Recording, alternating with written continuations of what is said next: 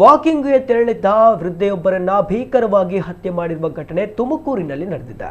ಕೊಲೆಯಾದ ವೃದ್ಧೆಯನ್ನ 74 ವರ್ಷದ ರತ್ನಮ್ಮ ಎಂದು ಗುರುತಿಸಲಾಗಿದೆ. ರತ್ನಮ್ಮ ಅವರು ಪ್ರತಿದಿನ ಸಂಜೆ ವಾಕಿಂಗ್ಗಾಗಿ ತೋಟದ ಕಡೆಗೆ ತೆರಳುತ್ತಾ ಇದ್ರು. ಮಂಗಳವಾರವೂ ಎಂದಿನಂತೆ ವಾಕಿಂಗ್ಗೆ ತೆರಳಿದ್ದ ಅವರು ರಾತ್ರಿ ಆದರೂ ಮನೆಗೆ ವಾಪಸ್ಸಾಗಿರಲಿಲ್ಲ. ಇದರಿಂದ ಆತಂಕಗೊಂಡ ಸೊಸೆ ಹಾಗೂ ಗ್ರಾಮಸ್ಥರು ಅವರಿಗಾಗಿ ಹುಡುಕಾಟ ನಡೆಸಿದ್ದಾರೆ. ಈ ವೇಳೆ ಮನೆಯಿಂದ ಸುಮಾರು 1 ಕಿಲೋಮೀಟರ್ ದೂರದಲ್ಲಿರುವ ತೋಟದ ಮನೆ ಸಮೀಪ ರತ್ನಮ್ಮ ಅವರ ಶವ ಪತ್ತೆಯಾಗಿದೆ.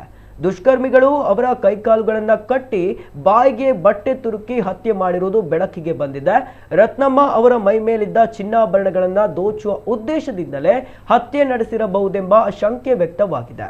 ಈ ಕುರಿತು ತುಮಕೂರು ಪೊಲೀಸ್ ಠಾಣೆಯಲ್ಲಿ ಪ್ರಕರಣ ದಾಖಲಾಗಿದ್ದು ಆರೋಪಿಗಳ ಪತ್ತೆಗೆ ಪೊಲೀಸರು ಬಲೆ ಬೀಸಿದ್ದಾರೆ.